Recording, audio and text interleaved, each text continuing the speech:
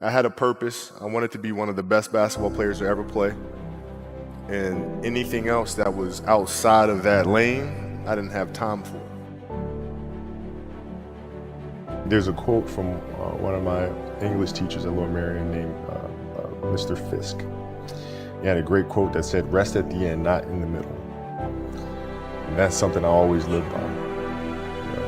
I'm not going to rest, I'm going to keep on pushing now. There are a lot of answers that I don't have, even questions that I don't have. But I'm just going to keep going. I'm just going to keep going, and I'll figure these things out as we go, right? And you just continue to build that way. So I try to live by that all the time.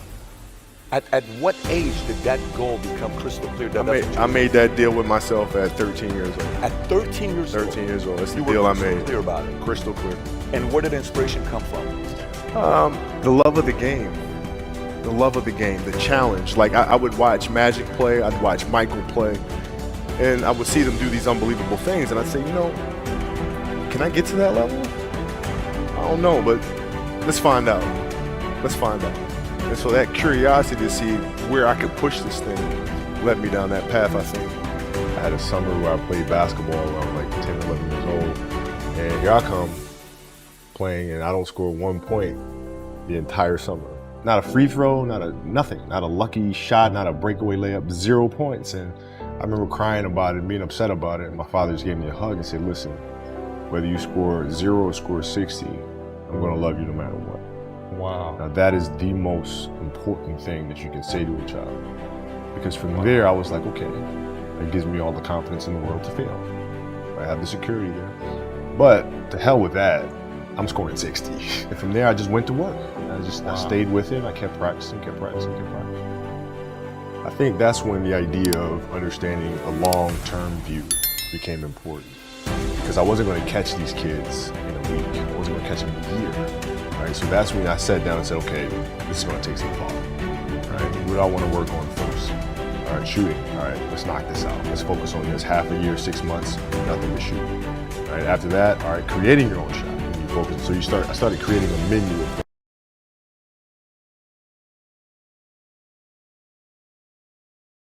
When I came back the next summer, I was a little bit better. I scored. Yeah. It wasn't much, Right. but I scored. And this is 12, 13. 12, 13. And then 14 came around, back half of 13, 14 years old, and then I was just killing everyone.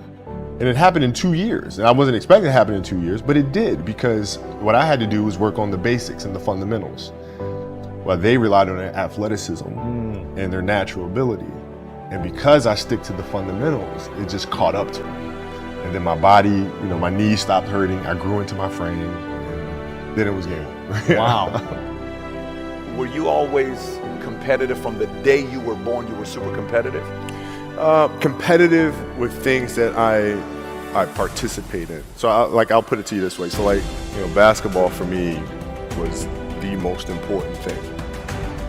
So everything I saw, whether it was TV shows, whether it was books I read, people I talked to, everything was done to try to learn how to become a better basketball player. Everything. And so when you have that point of view, then literally the world becomes your library to help you to become better at your craft.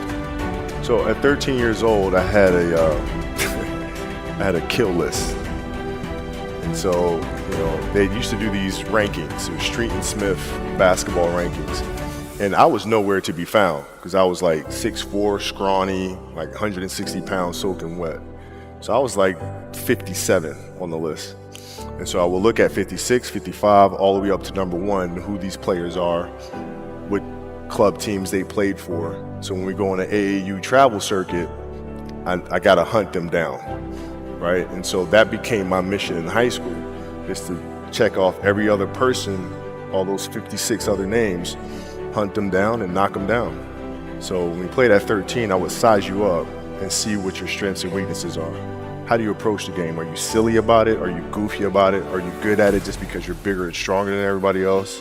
Right? Or is there actually thought and skill that you put into it?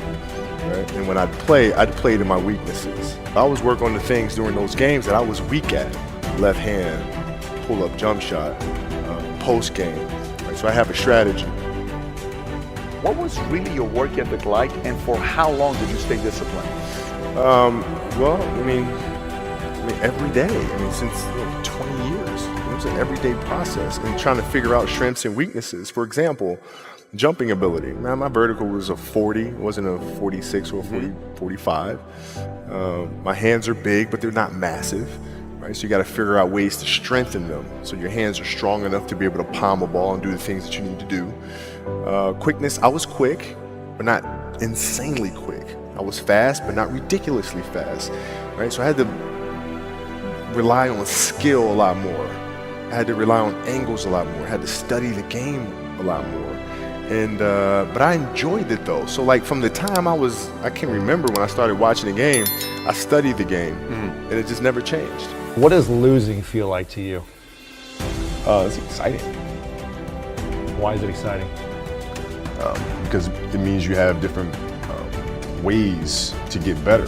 There's certain things that you can figure out that you can take advantage of, right? Certain weaknesses that were exposed that you need to shore up, right? So it was exciting. I mean, it sucks to lose, Right. but the hardest thing is to face that stuff. That's a really, really tough challenge. How did you get mentally and emotionally so strong where it doesn't bother you? Well, you got to look at the reality of the situation. Like for me, it's not, you kind of got to get over yourself, right? And then after that, it's okay, well, why did those air balls happen? Got it. I didn't have the legs. So you look at the shot, every shot was online, but every shot was short, right? I got to get stronger. I got to train differently. The weight training program that I'm doing, I got to tailor it for an 82-game season so that when the playoffs come around, my legs are stronger and that ball gets there. So I look at it with rationale and say, okay, well, the reason why I shot air balls is because my legs aren't there. I go, well, next year they'll be there. You have to do the hard stuff and watch that game and study that game to not make those mistakes over and over again just because you weren't brave enough to face it. So you got to deal with Face it. it. Got to deal with it. Face it, learn from it. You don't want to have that feeling again, right? So you got to really study it, face it. And not to say you'll win the next time you face it, but at least you'll give yourself a better chance. Yeah. It's an obsessiveness that comes along with it. You want things to be as perfect as they can be, understanding that nothing is ever perfect. But the challenge is try to get them as perfect as they can be. And what can you do? It's in your control. So control what you can. You have this mindset, but how did you develop that? I don't know if that's what you call the Mamba mindset, but how did you develop that? And Well, when did it start? It started in middle school and high school because a lot of the kids that I was playing against were inner city kids. And so they're looking at me as if, okay, this kid's soft. They felt like they could try to be physical or try to intimidate me and do all this other stuff, which they couldn't, right? But now I'm saying, okay, well, you're trying to attack me. How am I going to attack you? How can I mentally figure out ways to break you down? How can I show you that, no, I have the edge, right? And so that's when it first started for me, is figuring out how to get the upper hand on the opponent that way. And what would you do to mentally break people down then? One of the things I would do is, while everybody would be at the cafeteria or work, eating and doing some stuff, I just go back to the gym. So that was my way of showing them, yeah, I may be from the suburbs, but you're not going to outwork me. Wow.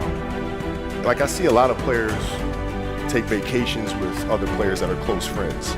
And they'll just take vacations just to take vacations or just hang out, just to hang out. Like I never did that. Why not though? Why didn't you do that? Well, because when I retire, I didn't want to have to say, I wish I would have done more. I don't want that. I played games with the flu. I played games with 102-degree fever, man. We had a game against Toronto in 2000, and Vince was tearing the league up. My back was jacked. So I would be in the layup line like, okay, there's a lot of days where you can rest and recover. Today ain't one of them. Your back can bother you any other day. That ain't bothering me today. He gonna have to see me today. You're playing against the Golden State Warriors. Score is 107-109. You guys are close to getting into the playoffs. You know exactly what happens in the game. You go up, you're about to take your shot, and then all of a sudden, boom, Achilles happens, right? Friend of mine, Nima,